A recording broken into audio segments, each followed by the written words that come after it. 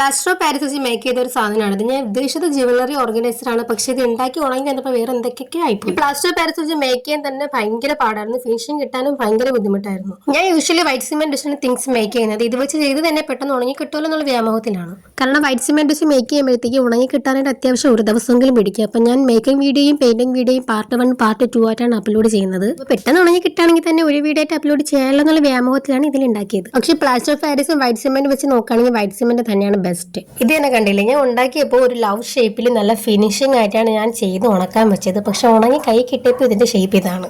ഉണങ്ങി കയ്യിൽ കിട്ടിയപ്പോൾ വേറെ എന്തൊക്കെ രൂപത്തിലായിട്ടുണ്ട്. അതുപോലെ തന്നെ ഒരു ഫോട്ടോ ഹാങ്ങർ ഞാൻ ചെയ്തായിരുന്നു. ഉണങ്ങി കിട്ടിയപ്പോൾ അതിന്റെ അവസ്ഥ ഇതാണ്, പൊട്ടിച്ചന്ന പിന്നെ ആയിപ്പോയി. ഇത് ഈ കാണുന്ന അവക്കാടയും ഈ ബൗളും ഈ ഒരു ടെഡിബിയറിന്റെ കീച്ചുവനൊക്കെ ഞാൻ വൈറ്റ് സിമെന്റ് വെച്ചാണ് ഉണ്ടാക്കിയത്. ഇപ്പോഴും നല്ല സ്ട്രോങ് ആയിട്ട് അടിപൊളിയായിട്ടാണ് ഇരിക്കുന്നുണ്ട്.